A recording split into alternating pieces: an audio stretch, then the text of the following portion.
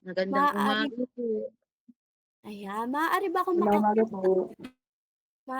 makahingi ng heart react sa inyo? Ayan, maraming salamat. Bago ang lahat, ako nga pala si Teacher Faye. So kamusta kayong lahat? Sana ay excited kayo at handa na kayo para sa ating magiging aralin ngayong araw.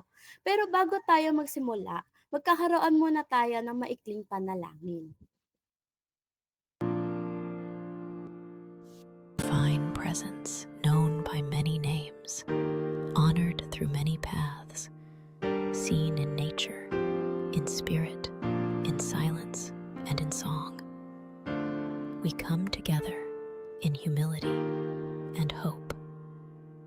Thank you for the breath of life, for the gift of this day, and for the chance to begin again.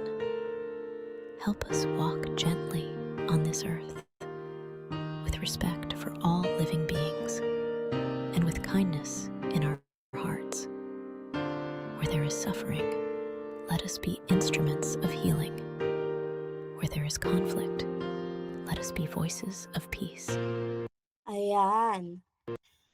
Ngayon naman, pagkatapos ng ating dasal, ay balikan natin ang ating mga alituntunin sa loob ng ating silid-aralan.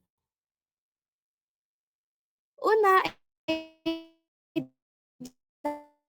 dapat nakabukas ang ating camera kung kaya ng ating internet connection para naman mas maging ay i-mute ang ating mikropono kung hindi naman tayo magsasalita o sasagot upang maiwasan ang ingay. Pangatlo ay magtaas ng kamay o gamitin natin ang ating raise hand icon o button bago tayo magsalita o magtanong. Pang-apat ay maging aktibo sa mga gawain at pwede natin gamitin yung chat box upang sumagot at magbigay ng idea at maksatalakayan. At ang panghuli ay iwasan ang paggamit ng chat box kung hindi naman or wala naman kaugnayan sa ating aralin. Naiintindihan ba ito, grade 9 matatag? Maaari ba makahingi ng heart react? Ayan, mukhang naiintindihan ng ating alituntunin sa silid-aralan. Sana ay masunod natin ito upang maging maayos at masaya ang ating magiging talakayan ngayong araw. Ngayon, maaari ko bang malaman kung may lumiban ba sa ating klase? Maaari ko bang tawagin si Erica?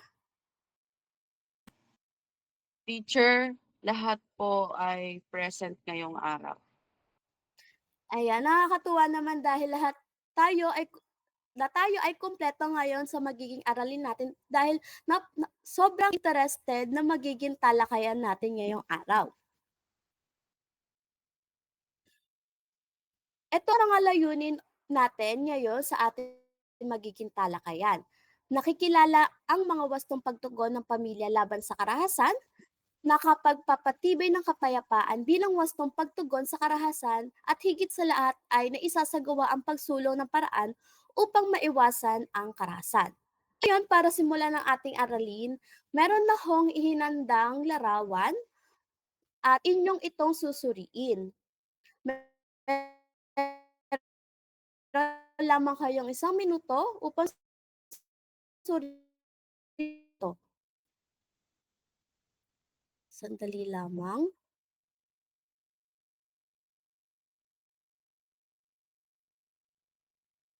Ayan, nakikita ba ang aking screen? Ayan. Meron tayong 4 na larawan. Sa tingin ninyo, ano kaya yung ipinapakita ng mga larawang ito?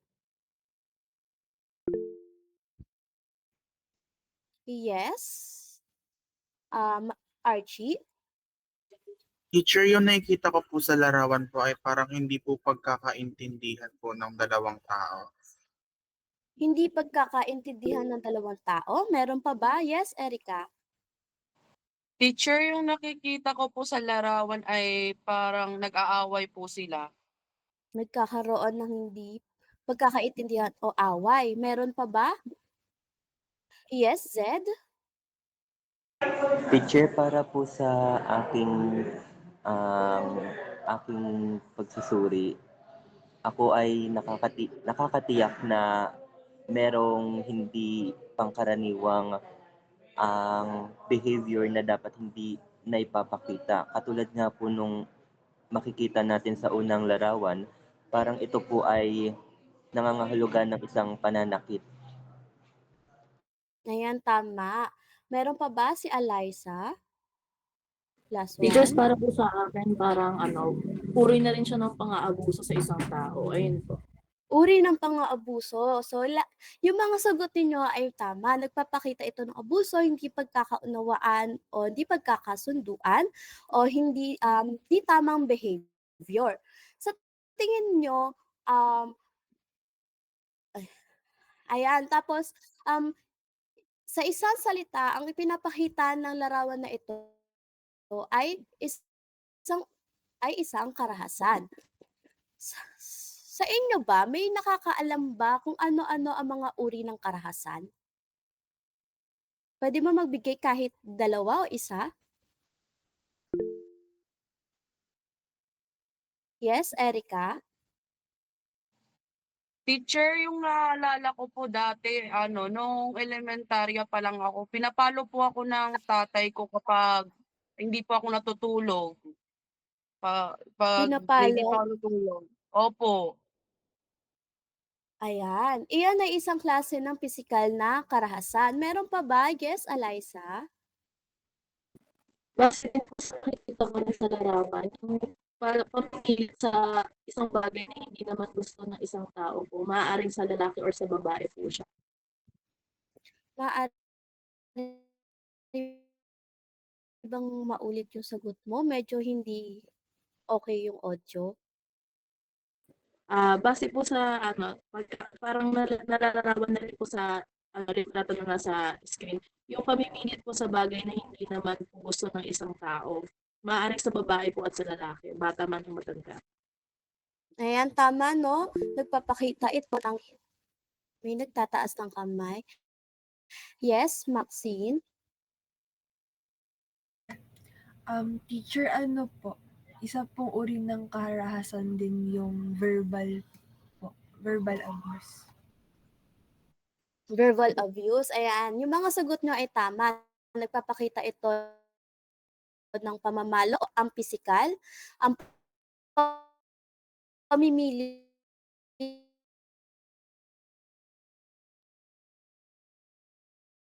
na karahasan. Sa tingin nyo naman, saan ito madalas na mangyari o nakikita? May alam ba kayo?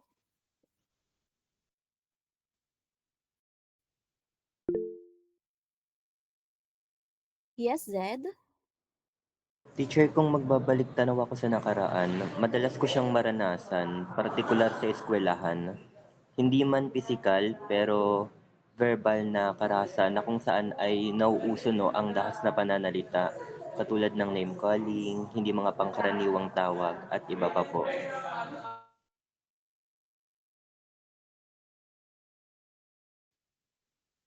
Ayan, tama, no? Madalas natin makita o maranasan to sa loob ng ating balisa. Kung makikita din natin sa mga palabas po, lalo na po sa mga parang mga MMK po, makikita din po siya sa bahay po. Sa loob ng tahanan. Ayan, tama ito sa paaralan o sa loob ng ating tahanan. Maaari din ito makita sa trabaho o kaya naman sa komunidad natin.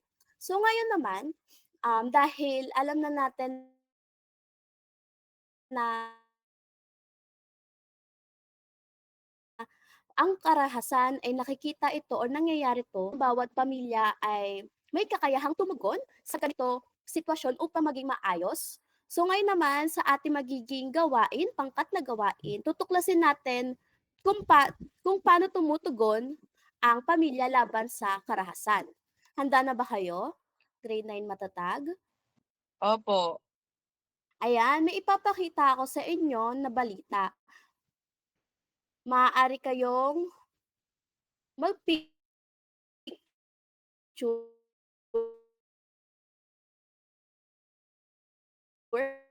1. Nakikita na ba? Ay, wait lang. Sandali lang po. Yes, Erika? Teacher, hindi ko po naintindihan yung inyong panuto. Marahil ito po ay sa connection. Pwede po ba paulit ng panuto? Ayan. Maraming salamat. Ayan, malinaw na ba ang aking connection? Naiintindihan na? Pahingi naman ng isang heart ako na malinaw na ang aking connection. Ayan. So, ulitin ko ang panuto. Mahahati kayo sa 4 na pangkat. Ang 4 pangkat ay mayroong balita na naka-assign. Maaari niyong picturean o screenshot yung mga balitang ipapakita ko. Itong nasa screen natin ngayon ay ang balitang isa.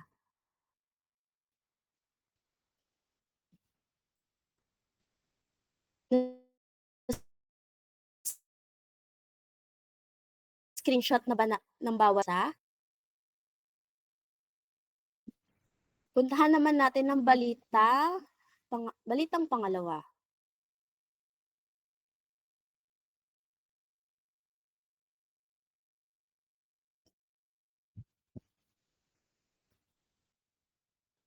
Balitang pangatlo.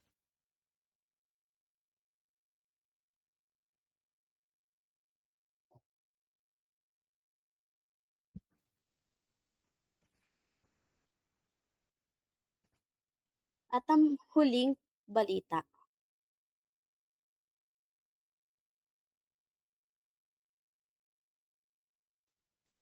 Ngayon ay gagawa ako ng breakout room para sa 4 na pangkat.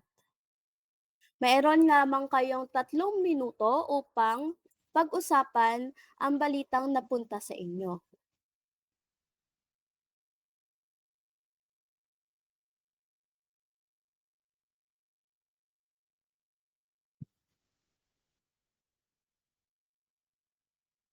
Panandalian lamang.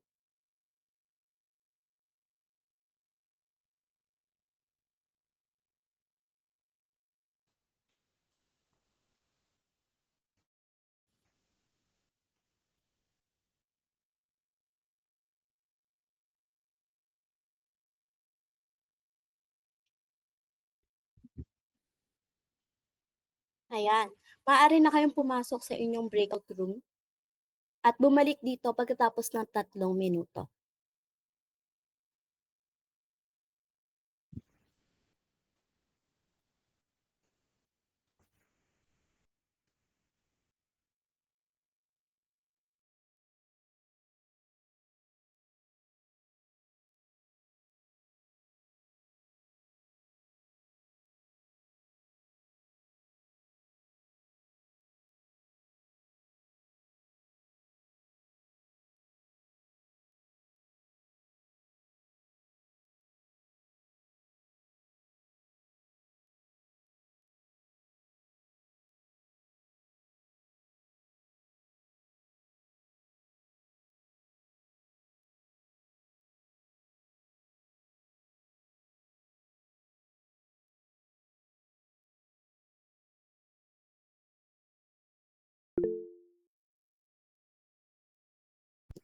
Yes, Maxine? Teacher, pwede po pa ulit ang instructions. Okay, ulitin ko yung instructions. Sa bawat breakout room, may mga balitang naka-assign dyan. Kung ano yung naka-assign sa inyo, susuriin ninyo yung balitang iyon at pagkatapos ay may sasagutan kayong worksheet. Bawat breakout room ay may nakalagay dyan na title na Balita 1, Balita 2, Balita 3, Balita 4. Ayun. Thank you po.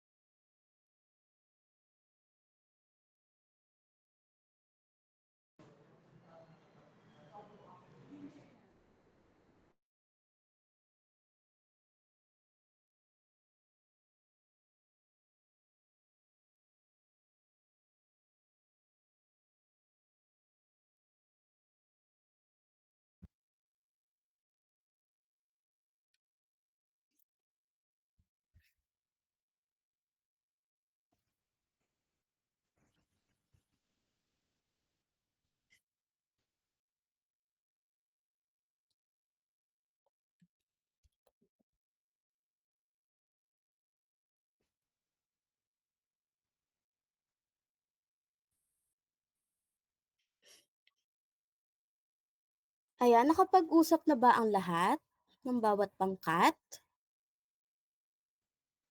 Ngayon naman ay may sinend ako sa ating chat box na isang website na kung saan ay sasagutan nyo yung worksheet ninyo. Maaaring isang representatibo na lamang ang o ang mag-type ng mga napag-usapan ninyo. Meron lamang kayong 2 minuto upang sagutan ito.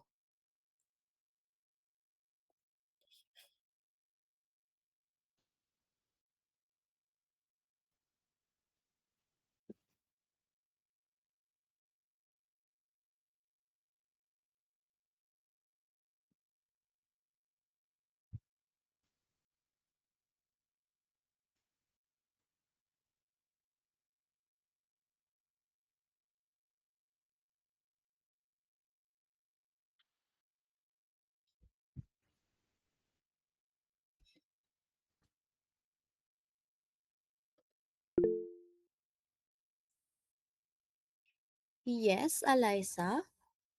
Hello po, teacher. Hindi po ako maka-join sa breakout session room ko po. Nawala po yung option na mag-join po. Kasi po tapos na po yung room session natin. Magsasagot na yung isang representatibo ninyo ng pangkat ninyo dito sa isinend ko na link. Noted po, teacher. Thank you po. Okay.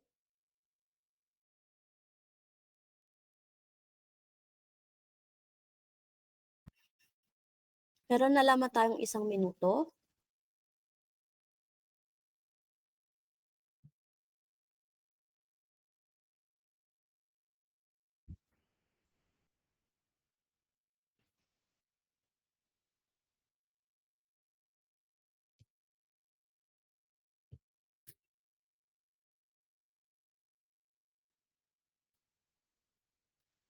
Ayan. Mukhang tapos naman na ang bawat pangkat sa pagsasagot ng ating worksheet. Ngayon, mas palalimin pa natin ang ginawa nating aktibidad o gawain. Sa tingin ninyo, sa 4 na balita na binasa ninyo, ano yung uri ng karahasan ng ipinapakita nito?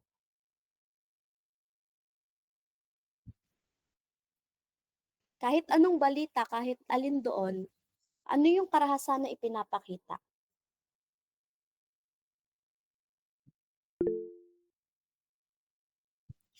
Yes, Erica? Teacher, yung napunta po kasi sa aming balita is yung balita pang-4.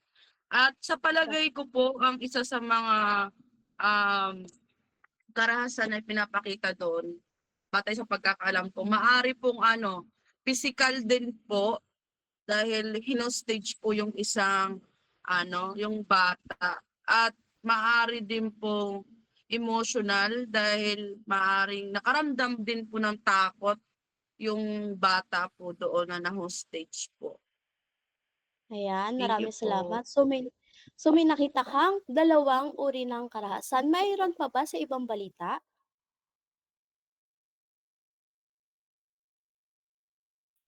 Meron pa bang gusto magbahagi sa napuntang balita sa kanya?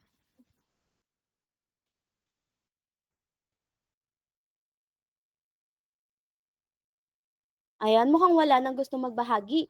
Ngayon naman, ang tanong ko ay ano kaya ay naramdaman nyo habang binabasa or noong nabasa nyo yung mga balitang naibigay sa inyo? Ano yung naramdaman nyo? Nalungkot ba kayo o ano? Yes, Archie. Teacher, base po sa balitang napunta po sa amin. Ako po ay nalulungkot dahil yung napunta rin po kasi sa aming balita ay parehas po, magkagrupo po kami ni Erica, at nalulungkot po ako kasi kinailangan pong gawin ng kanyang tatay yung bagay na hindi maganda sa sarili niyang anak dahil sa problemang pampamilya na kinakaharap po nila. And nangyayari po talaga siya sa totoong buhay po, and ayun, hindi rin po siya maiwasan minsan, lalo na kapag malaki na po yung problema na kinakaharap ng nasa iisang pamilya. Ayan, tama. So talagang nakakalungkot dahil alam natin or talagang may naririnig tayo na balita na nangyayari ito sa tunay na buhay. Sa tingin ninyo sa pagtugon na ginawa doon sa balita, doon sa issue na yun, ano kaya yung nangyari or ano yung naibigay nung, solusyon na yun?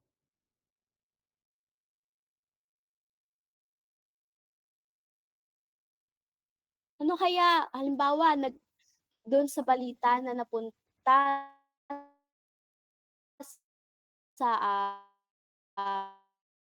um, yung sa hostage, kasalanan. Sa pagsuko niya na yun, ano kaya yung nangyari dun sa, biktima? May nakakaalam ba? Yes, Archie? Base po sa balita po, naligtas po at naibalik po sa kanyang ama ay ina yung ano po, yung batang na hostage po. Pero panigurado pong na ano po siya, natakot po and also matotrauma po yung bata dahil yung hostage po ay hindi po isang magandang gawain at hindi po isang magandang karanasan bilang isang bata po. Ayan, tama 'no. So, nakaka-trauma ito o nakakatakot para dun sa naging biktima ng hostage. Pero nung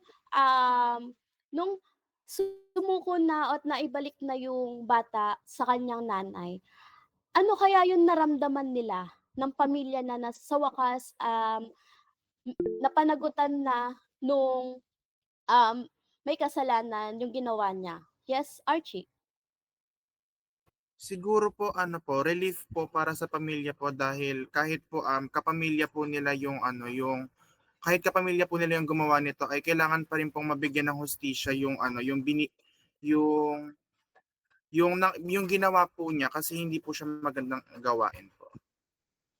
Ayan, tama na talaga nakaka-relief o nakakagaan ng loob kapag nalaman mo na, napagbayaran na nung tao na gumawa nito. Pero, dun sa pagkakaroon ng dun sa paggaan ng loob nung naging biktima at yung pamilya na naging biktima, sa tingin ninyo ano kaya yung naramdaman pa nila na naging, safe sila or naging ligtas sila kasi dahil nga sumuko na yung may sala o yung may gumawa ng karahasan ay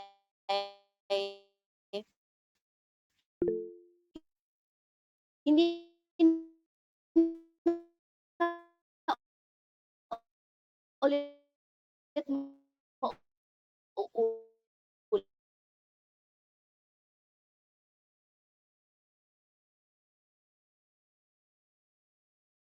'di Ano po, no? maliban po sa sinagot ni Archie po ay maaaring na nawala po yung takot doon sa kanilang sarili, lalo na sa ina, dahil nakuha na nila yung ano po, yung anak at naging safe na po ito. Ayan, dahil tama 'no, so nawala na yung takot at gumaan na yung pakiramdam nung pamilya at nung biktima. Sa ano kaya sa pagkakaroon ng, paggaan ng loob at nawala yung takot o yung, feeling niya safe na siya, ano kaya yung pumapasok sa isipan nila na hasan sa kanila? Ano yung nabubuo?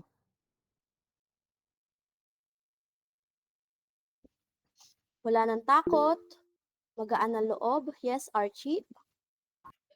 Siguro po pagkapanatag po dahil po kapag po safe po sila, ibig sabihin po magiging panatag na po sila sa kanilang katayuan po dahil napagbabayaran na po yung kasalanan po ng ama.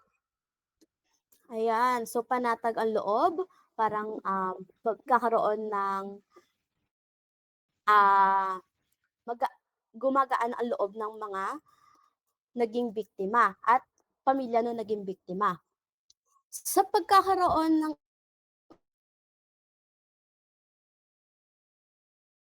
ano, ng solusyon dun sa issue na yun, Ano yung nabubuo? Ano yung nangyayari? Nagkakaroon ng dahil wala ng takot, wala ng, panatag ang loob? Yes, Erica? Ano po, kapayapaan? Kapayapaan? Nagkakaroon ng kapayapaan kapag nagbibigyan ng solusyon o ng tamang solusyon ang mga issue. Dito na pumapasok sa isip nila, "Ay, hindi na mauulit yung nangyari sa aking karahasan kasi yung, yung gumawa nito ay napagbayaran na o nakuha ko na yung hustisya at nawawala na yung takot ko." Ngayon, para, mas palalimin pa natin ang ating kaalaman tungkol sa mga pagtugon ng laban sa karahasan, mas palalimin pa natin ito sa susunod na talakayin kung paano nga ba maisasabuhay ito sa ating sariling tahanan. Ayan, magandang hapon sa inyo lahat. Grade 9 matatag. Mag-heart react nga tayo kung may energy pa tayo makinig. At yan, nakita ko naman na meron pa tayo. At ngayon, para naman mas paunlarin natin yung kaalaman ninyo pagdating sa karahasan, ay dadako na tayo o pupunta na tayo sa ating talakayan ngayong araw. Ngayon, may ipapadala lamang ako sa inyong link. Ayan, sa ating chat box para ma-access ninyo ito. Bago tayo magsimula sa ating talakayan, ano yung pumapasok sa inyo o balikan natin yung salitang karahasan? Ano yung pumapasok sa inyong mga word o salita o di kaya mga actions na pwede nating maiyon tulad o ma-relate pag sinawag natin o pag sinabi nating karahasan? Ayan, sabihin lamang kung na-access na ang ating link na pinorward ko sa inyo at i-double click nyo lamang ito para ma-access nyo yung sticky notes at makapagsulat kayo o makapaglagay kayo. Ayan, bigyan ko lamang kayo ng 2 minuto para makapaglagay ng mga salita at ng mga gawain na maaaring ma-relate natin pag sinabi natin na karahasan.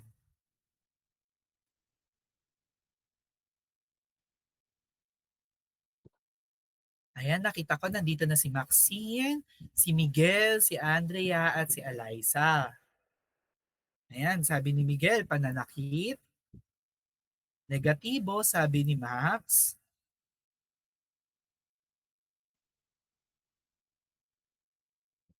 Okay, hintayin ko pa ang inyong mga kasagutan. Meron pa naman kayong 1 minuto na lamang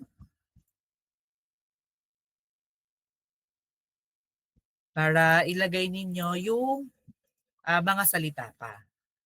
Huwag kayong mag-worry kasi yung mga salita na hindi nyo pa nalagay o hindi nyo malalagay sa loob ng 2 minuto ay pwede nyo pa rin ilagay iyan at babalikan natin siya mamaya. Ayan, pamimilit. Ngayon, tingnan na natin kung ano ba yung tunay na definition ng karahasan. Balikan natin siya. Kasi napag-aralan naman natin yan sa iba't ibang subject natin. Ayan, nabanggit na ni teacher kanina, yun yung mga layunin. Ayan, dumako tayo ang karahasan. Pag sinabi natin karahasan, ito yung tumutukoy sa mga mararahas na pagkilos o pag-uugali na may layuning makasakit sa tao. Ayan. Tandaan din natin na yung karahasan ay isa siyang aspeto o yung isang aspeto ng karahasan ay sinasadya ito ng mga nananakit sa biktima. At ang karahasan naman ay tumutukoy sa pagsadya na gamit ng pisikal na lakas at pwersa upang mambanta sa isang individual o di kaya sa isang komunidad. Ayan, naku, nakalimutan ni teacher na magkaroon ng disclaimer.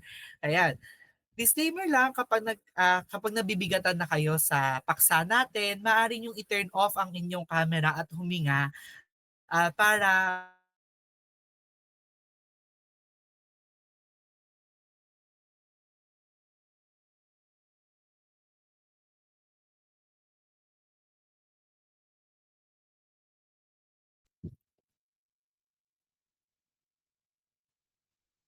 ayan, nakabalik na si teacher. Ayan. Dumako naman tayo. Balikan natin yung picture na sinuri ninyo. O ayan, kanina. Ayan pala. Hindi magandang gawain. Ayan, pang-aabuso, pananakit. Na magiging isang halimbawa siya ng karahasan. Base din doon sa definition natin. Ayan, balikan natin yung picture na kaninang sinuri ninyo. Sa tingin ninyo, sa 4 na litrato o larawan na yan, saan yung physical na karahasan? Saan ang physical na karahasan? Yung halimbawa. Okay, sige Miguel. Yung physical na karahasan po yung pinakauna po sa taas. Pinakaunang picture. Tama ba?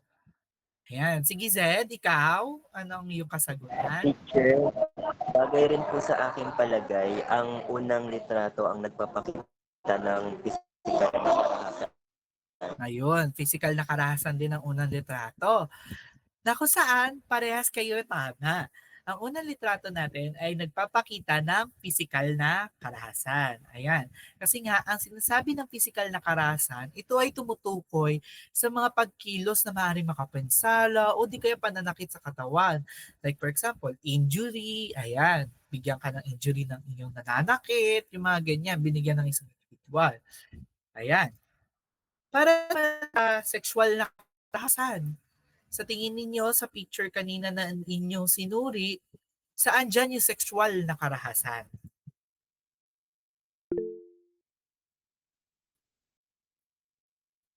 Ayan, yes, Erica. Yung ano po, yung pangalawa sa right side po, yung Ayan, hinahawakan ito, po ng tama. lalaki. Ayan, sige, tignan natin mamaya. O, sige Zed, ano ang iyong kasagutan? Teacher, yung pangalawang larawan din po, kung mas lalo po nating susuriin, yung babae po, parang kung titignan natin sa kanyang muka, parang merong pangangamba o parang hindi comfy na pakiramdam. Ayan, no, nga no, tama kayo, parehas ni Erika na ito ay isang halimbawa ng sexual na karahasan. Kasi nga makita natin na uncomfortable o uncomfy yung babae doon sa paghawak ng lalaki. Ayan.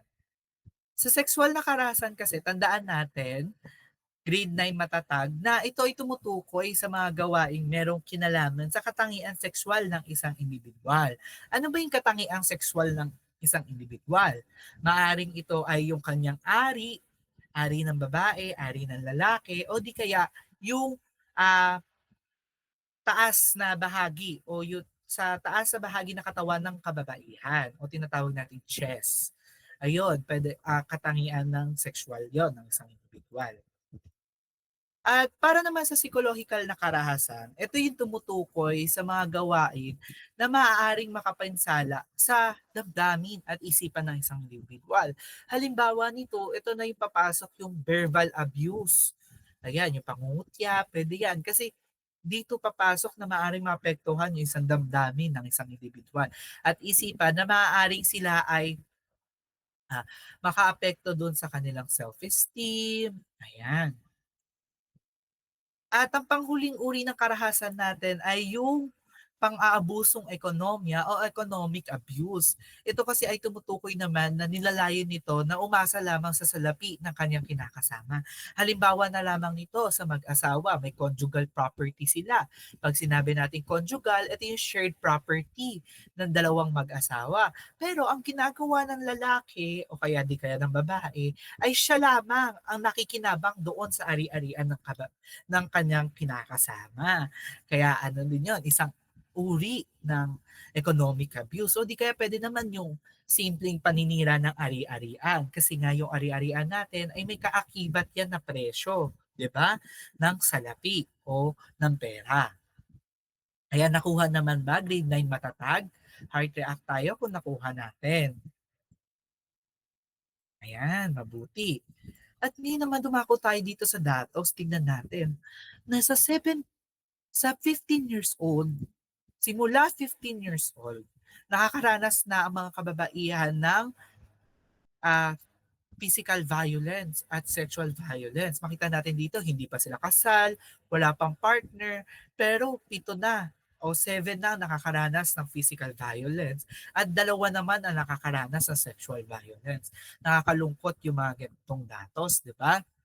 At meron din naman ayon sa PNP o Philippine National Police na 18,000, mahigit 18,000 na kaso ang naitala na merong nakakaranas ng karahasan sa loob at labas ng tahanan. Nakakalungkot.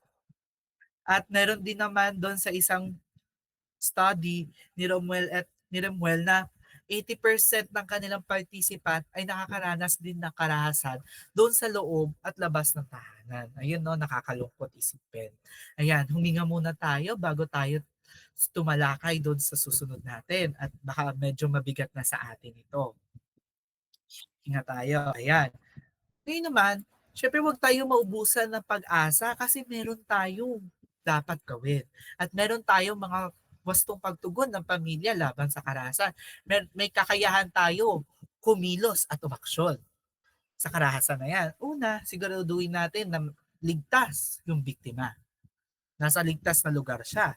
Pangalawa, hikayatin natin na magsampa ng kaso yung biktima para mahatulan yung nanakit. At pangatlo, gumabay sa pagkuha ng protection order kasi nga para hindi na maranasan muli ito ng biktima. At pang-apat, lumapit sa mga ahensya ng gobyerno para sa tulong. Maaring ito yung barangay officials, women and child help desk. Ayan. At maging sandalan at suporta sa emosyonal at moral na pangangailangan ng individual o ng isang komunidad, lalo na ng biktima kasi nga kailangan nila ng meron naniniwala sa kanila na naranasan nila itong karahasan para mahikayat natin sila na ipaglaban yung tama. At panghuli, makipag-ugnayan o tulungan sa mga opisyal na dapat ito ay confidential. At the same time, tandaan natin dito na bilang isang testigo, kung makatestigo man tayo o witness ng pangyayari na ito, ay dapat natin tandaan na ito, makipagtulungan tayo sa mga opisyales para mas matugunan pa natin yung karahasan na nararanasan. Ayan. At ang kahalagahan nito, una sa lahat, na pagpapatibay yung emosyonal at katatagan na paraan sa pagbibigay diin sa kakayahan at kalakasan ng isang individual o ng isang pamilya. At dito rin pumapasok, nagkakaroon tayo ng supportive environment kasi nga nagtutulungan tayo. At pagkakaroon ng bukas na komunikasyon para mas malaman natin kung ano yung mga plan of action natin. Paano tugunan. At nagkakaroon ng talakayan sa loob ng pamilya. Paano magkakaroon ng plan of action. Paano lutasan yung mga karahasan na nangyayari. At natututuhan din natin na humingi tayo ng tulong kapag kinakailangan natin. At bilang isang mag-aaral, dapat matutuhan din natin ngayon na marunong tayo pumili at lumahok sa mga positibong gawain upang makaiwas sa karahasan. Una ay iwasan ang gulo at pag-aaway. Kung may hindi kayo pagkakaunawaan, ay mabilis natin dapat siyang maayos sa pamamagitan lamang na ng maayos sa usapan para hindi na siya mag-lead sa isang uri ng karahasan. At mabuti na rin na igalang at makinig sa kadahilanan na ito ay isa rin nagiging cause ng karahasan. At pangatlo pala, tumulong at makibahagi sa mga gawain sa barangay at paaralan na nagtataguyod ng pagkakaisa. At syempre, suportahan natin ang mga magulang o guro na nagsusulong ng respeto sa malasakit at pagtutulong. Yan. Tandaan natin na ang lahat na tinalakay natin ngayon ay essential siya o importante siya para sa pagtugon ng pamilya laban sa karahasan. Ayan, marami ba kayo natutuhan? Grade 9 matatag? Ayan, kung marami kayo natutuhan, handa na ba uli kayo sa isa pang gawain? Dito mas mapapalalim ninyo yung inyong kaalaman tungkol sa paano makakaiwas at paano makakatugon sa karahasan. Ayan, sineset up ko lamang yung ating breakout rooms na hatiin kayo sa 2 pangkat. Ayan. Ayan, nakahati na kayo sa 2 pangkat. Saglit. Ayan. So papakita ko muna sa inyo kung ano yung dapat ninyong gawin. Ayan. So may i-share akong link sa inyo. Narito na ang sitwasyon 1, sitwasyon 2. Para sa breakout room 1, sasagutan nyo ang sitwasyon 1. At para sa breakout room 2, sasagutan nyo ang sitwasyon 2. Naintindihan ba? Ayan, kung naintindihan naman, mabuti. Mamaya, isa-send ko rin sa inyo yung link na ito. Ayan, send ko muna ang link na yan para ma-access ninyo. Ayan, sandali lamang. Ayan. Habang ina-access ninyo yung ating website, punta na tayo sa rubrics ang gawain natin. Ito, nandun din iyon sa loob ng website natin. Ito kung paano ko kayo mamarkahan. Ito ay magiging isang gabay sa akin kung paano ko kayo mamarkahan doon sa inyong ginawa. Ayan, naintindihan ba? Grade 9 matatag, heart react tayo kung naintindihan natin. Ayan, na-access na rin ba yung link natin? Wala tayong problema? Bago ko kayo iwan sa breakout rooms ninyo. Ayan, sige, kung na-access na, meron lamang kayong 2 minuto ha para sagutan ito. Ayan, open ko na yung rooms. Ayan, maraming salamat at kita-kita tayo mamaya.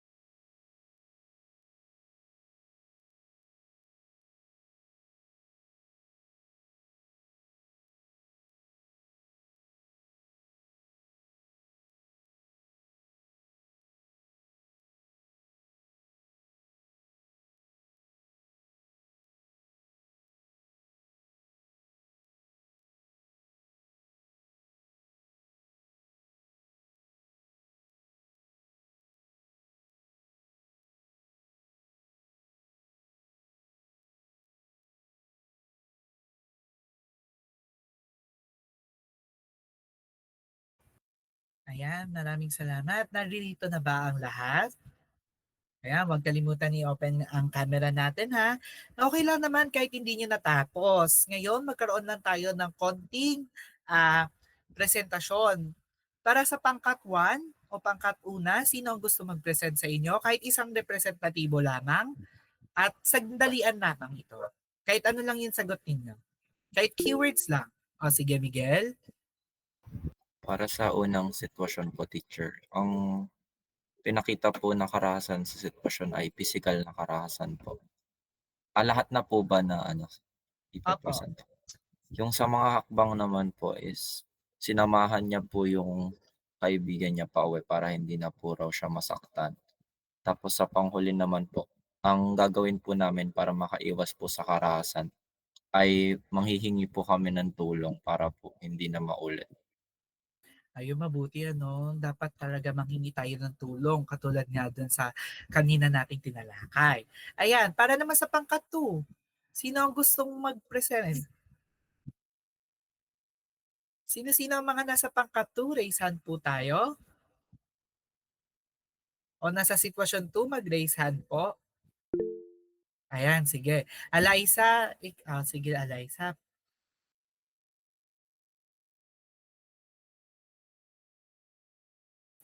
Eliza, nais mo bang mag-present ng inyong kasagutan? Okay lang po ba sa ano po muna, sa ibang sa kapapangkat ko po muna? Medyo Okay, mainit sige. po kasi dito. Sige lang. Oh, Maxine, baka gusto mong mag-present, Maxine. Sige po, teacher, ako na lang po. Sa sitwasyon 2, dahil nga parang sigawan yung karahasan na pinapakita sa tahanan. Yung karahasan na pinapakita daw dito sa sitwasyon na to ay yung psychological na karahasan, hindi pala po karanasan, karahasan dahil tinatarget nito yung na tinatarget nito yung emotional ng yung emotion ng isang tao at kung saan siyempre naaapektuhan din yung psychological well-being nila. Tapos sa ikalawang tanong naman po, yung mga hakbang na ginawa sa sitwasyon para maiwasan ang karahasan ay yung magkaroon ng bukas at mahinahon na pag-uusap o komunikasyon sa loob ng bahay at sa ating pamilya. At tiyakin natin din na yung kapatid natin ay nasa ligtas na espasyo bilang isang kapatid siyempre. Tapos para sa amin, ano ang aming gagawin upang makaiwas sa karahasan sa loob at labas ng tahanan?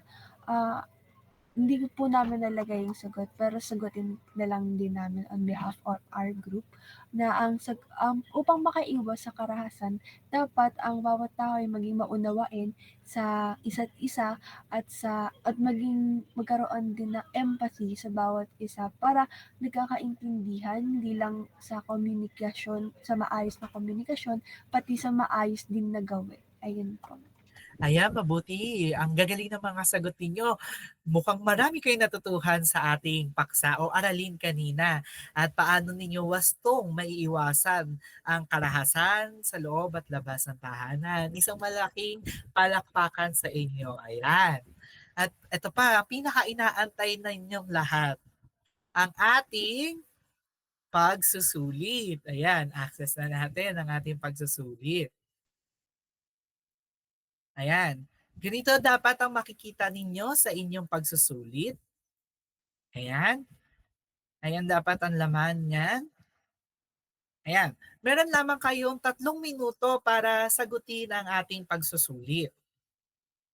Na-access na po ba lahat ng ating link?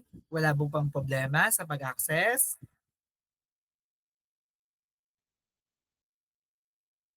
Pa-heart react po kung na-access na natin ang ating pagsusulit.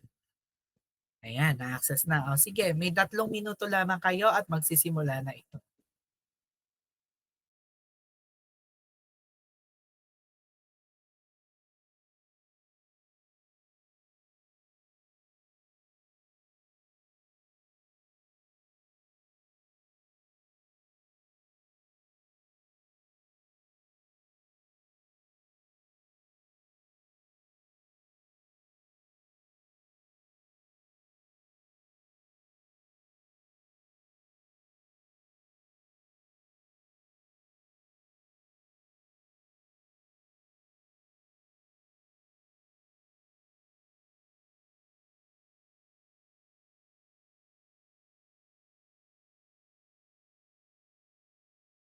Ayan, meron na lamang kayong 2 minuto para sagutan ang ating pagsusulit.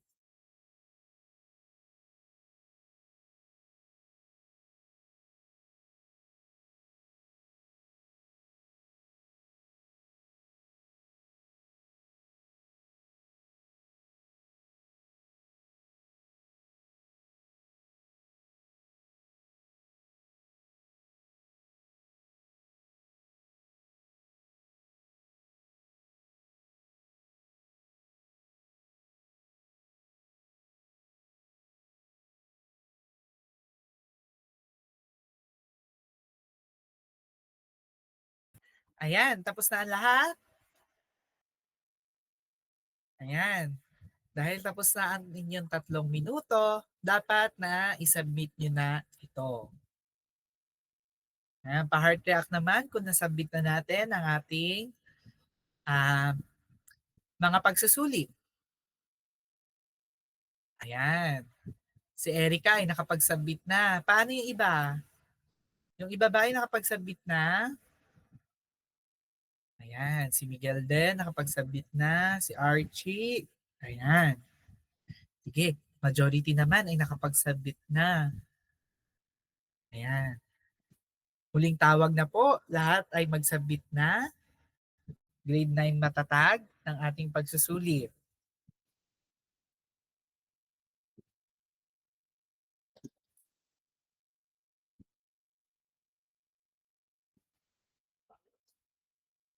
Ayan. Mukhang lahat naman na ay nakapag-submit na. Ngayon naman, dadako na tayo sa inyong takdang aralin. Ayan, para mas makita natin kung paano umunlad ang inyong pag-unawa pagdating kung paano tumugon laban sa karahasan kasama ang pamilya. Ayan, papakita ko lamang ito sa inyo. Ayan, nakikita na ba ang screen ko? Pa-heart react naman kung nakikita na ang screen ko. Ayan, mabuti. Ito, ang takdang aralin ninyo ay tandaan lang ninyo na mayroon kayong sitwasyon na inyong dapat suriin. Ayan, si Crisel ang inyong sitwasyon at mga katanungan na dapat inyong sagutan. Ito ang inyong halimbawa o magiging gabay ninyo sa paggawa. At nandito rin naman yung rubrics para mapakita ninyo ay para mas maging gabay ninyo din sa paggawa ng inyong takdang aralin. Ayan, naunawaan ba ang takdang aralin? Grade 9 matatag? Yes po. Ayan, very good. Magaling ang grade 9 matatag. Handa nang tumugon sa mga karahasan sa loob at labas ng tahanan. Ayan, para naman sa pagtatapos ng ating klase, meron tayong hinanda na isang video. Ayan, bago tayo magtapos ng ating aralin, meron hinanda si teacher na isang video na kung saan ay papanoorin natin ito at maaari tayong sumabay sa kanila. Isa itong virtual rally video. Share ko lang ang aking screen. Nakikita na ba ang aking screen? Grade 9 matatag? Yes, Ayan. teacher. Uy, Naririnig mo ba na ang audio? magaganap daw na Naririnig ba ang audio natin? Ayan, okay. rally ngayong araw dito sa parke. Oo, bala ko nga na sumali. Ikaw, sasali ka? Oo, sige, tara, punta na tayo doon. Ikaw, gusto mo ba samahan kami sa paglaban ng kapayapaan laban sa karahasan? Tara. Wakasan ang karahasan, ituguyod ang kapayapaan.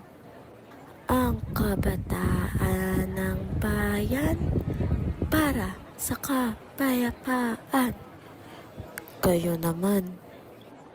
Wakasan ang karahasan, itaguyod Kabataan, pamilya, lumalaban sa karahasan. Kayo naman.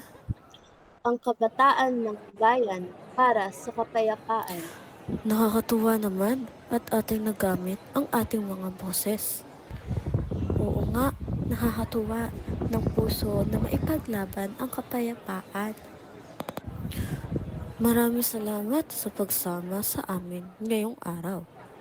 Sana ay may napulot kayo na aral at ipagpatuloy pa ang pakikiisa upang maitaguyod ang kapayapaan. Ayan. So ipinakita o ipinood na video sa atin ay ipinakita dito ang paggamit ng boses ng mga kabataan at ng pamilya sa pamamagitan ng virtual rally. At sana ay may natutunan kayo o may nakuha kayong aral sa ating naging talakayan ngayong araw at patuloy pa natin na isabuhay ang mga tugon o pamamaraan upang mapanatili ang kapayapaan laban sa karahasan. Muli ay maraming salamat. Ayan, maraming salamat po sa inyo. Ngayon, konting picture taking lang po tayo sa mga participants po natin. Open camera po tayo. Pati na rin po ang evaluators, pwede na rin po mag-open camera para sa konting picture taking po.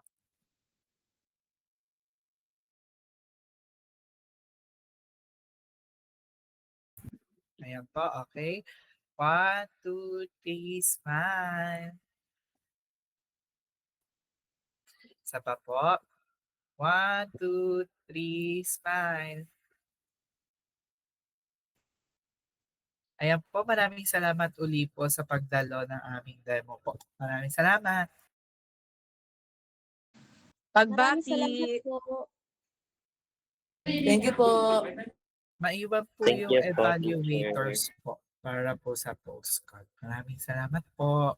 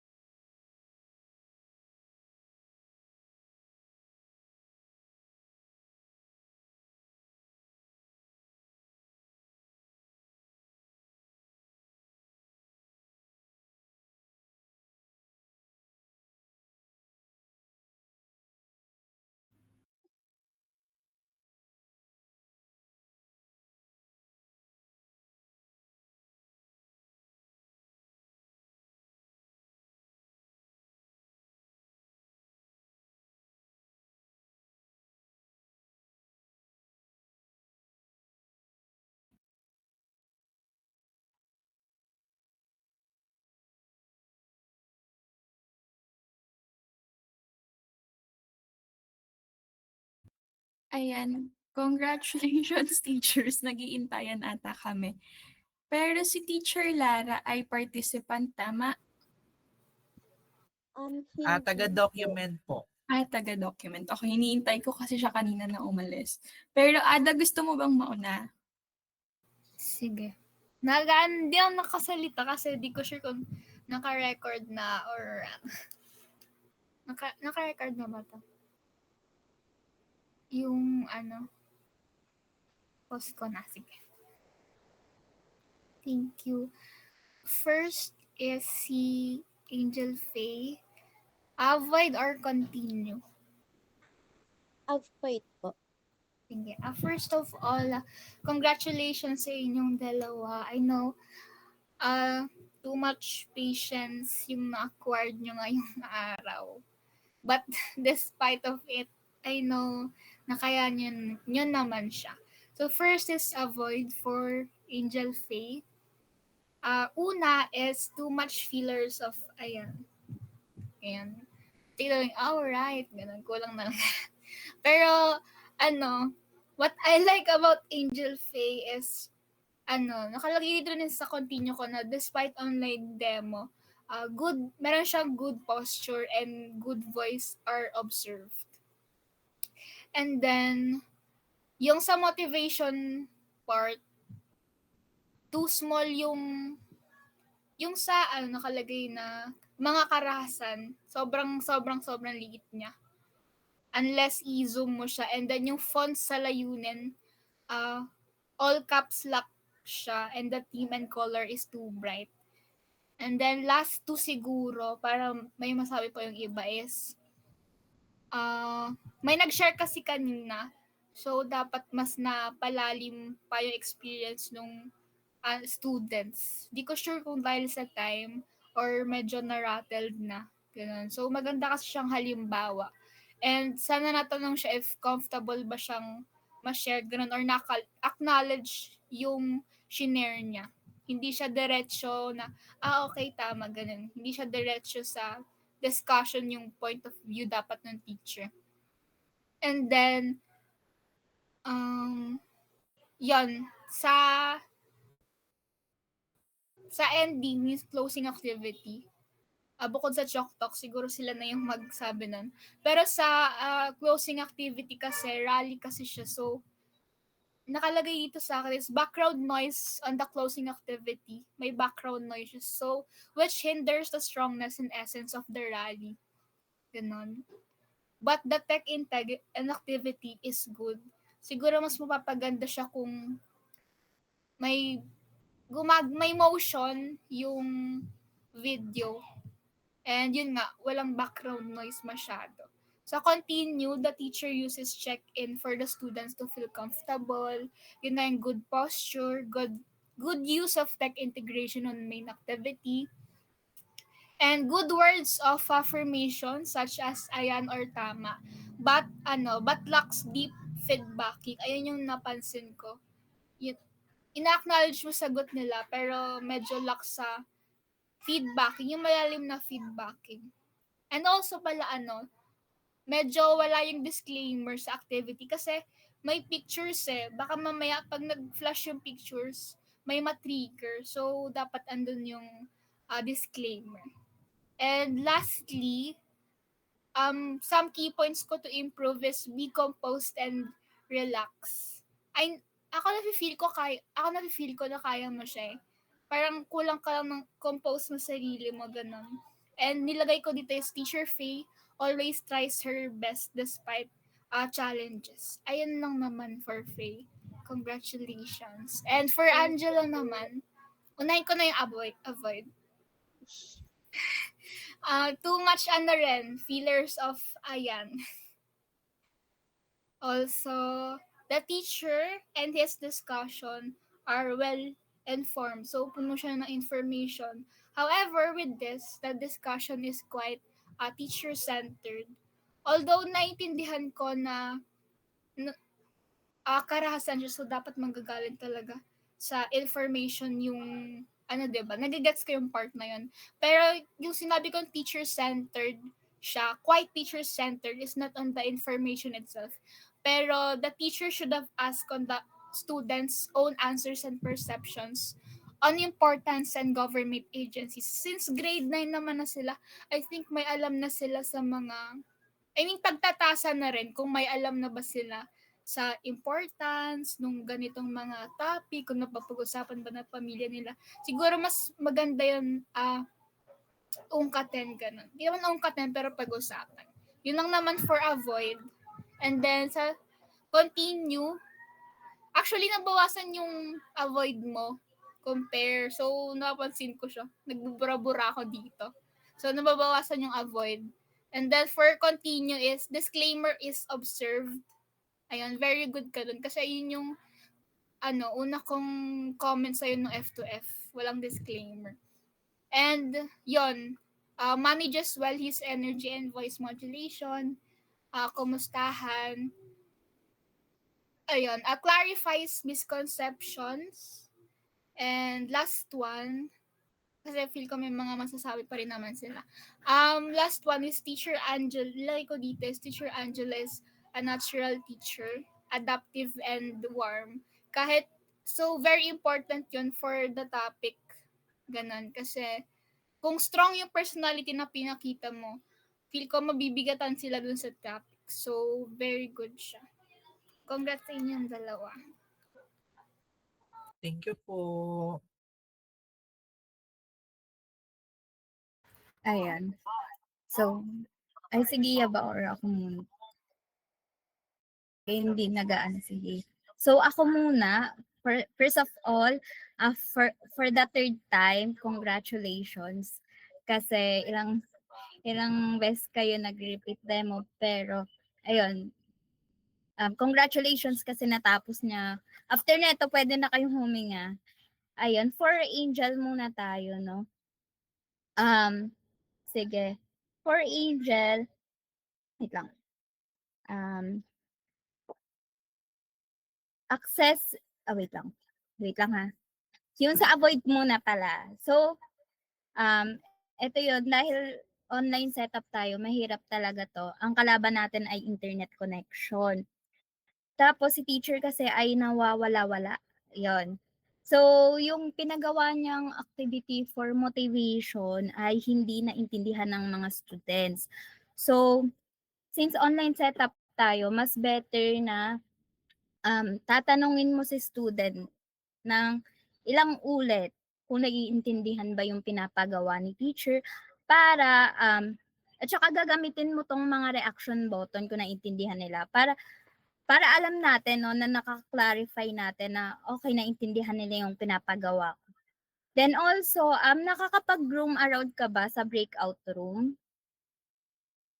Kung makakapag-room around ka naman, okay, sige, Angel.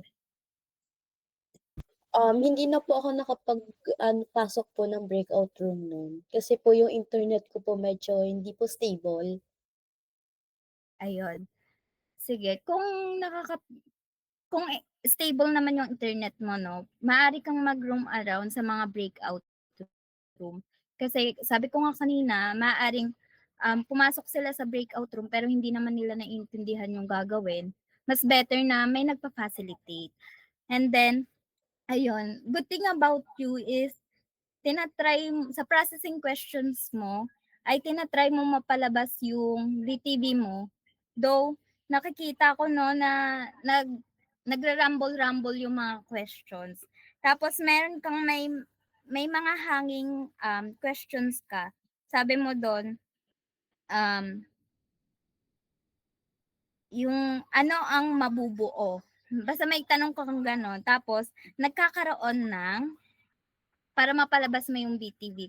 Actually, yung question mo dito sa LP mo ay okay naman. So, direct yung tanong at mapapalabas agad yung hinahanap mong BTV. So, dapat yun na lang yung tinanong. Pero good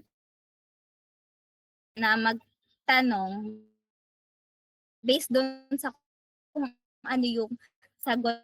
Kanina kasi napansin ko din na yung una ay medyo kinakabahan ka, so medyo nawawala yung energy ni teacher. Pero ngayon, good thing kasi parang ano ka, okay, at parang alam ko na yung gagawin ko. So, yon. And then, basta pag online setup, always use the reaction button para merong interaction si teacher with the students. So, ayun. Congratulations, Angel. And thank you kay Teacher Gab naman, ayun. So, comment ko sa'yo ay, ayun, tama naman na naglagay ka ng disclaimer sa unang-una, no, bago ka magpatuloy sa talakayan mo. Kasi akala ko nga hindi mo sasabihin yung disclaimer kasi nung una sinabi mo. Pero buti na lang hinabol mo. And then, good thing about you is you try to motivate or encourage your student using the reaction buttons. And then, dapat, sa inyo na to parehas na kapag nasa CTL kayo, sa kahit anong activity na gagawin nyo, basta kung kahit anong phases, dapat lagi tayong magse-set ng timer. Kasi minsan kasi kapag na-enjoy na ng mga bata yung ginagawa nila, nakakalimutan kasi na may timer. So lumalagpas yung activity and nakakawawa yung next phases na gagawin kasi maaring hindi magawa. Ayun din, wait lang medyo maingay.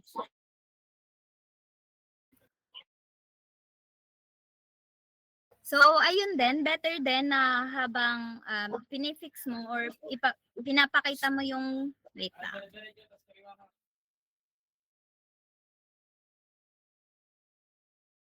better then, ayun, naririnig pa ba ako? Sorry. Medyo maingay lang dito. Ayun.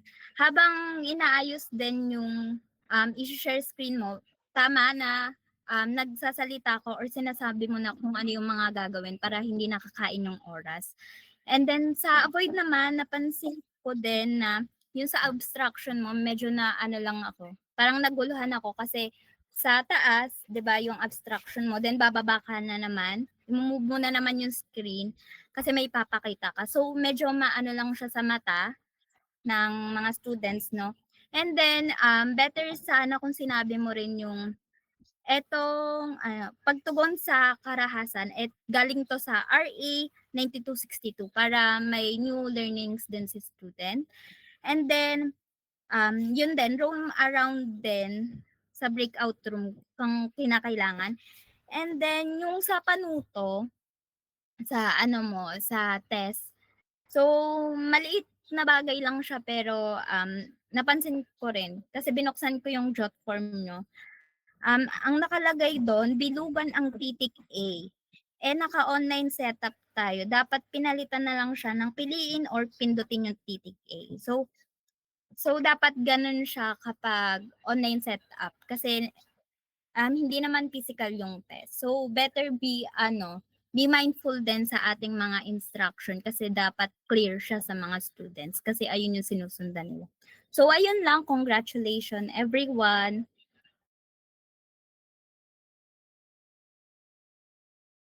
Ayan, so I'll go next. Ayan. Ay, may sakit din siya sa filler words na yan. The perspective that I could offer would be me being participant a while ago and then ngayon na nag-repeat demo kayo bilang evaluator. Kay Teacher Angel Faye muna, medyo halo yung comments ko, both continue and avoid. So, first ay representatibo. Kanina nyo pa siya binabanggit. Representatibo. Direct translation kasi siya ng representative. Pwede namang kinatawan na lang. Mas maganda rin siyang pakinggan kasi yung mga bata sa CTL, fun fact, English speaker sila. So, pag direct translation, minsan weirded out sila sa mga ganon. Tapos mini-make fun, parang may mockery pa. Uulit-ulitin nila yon pag narinig nila.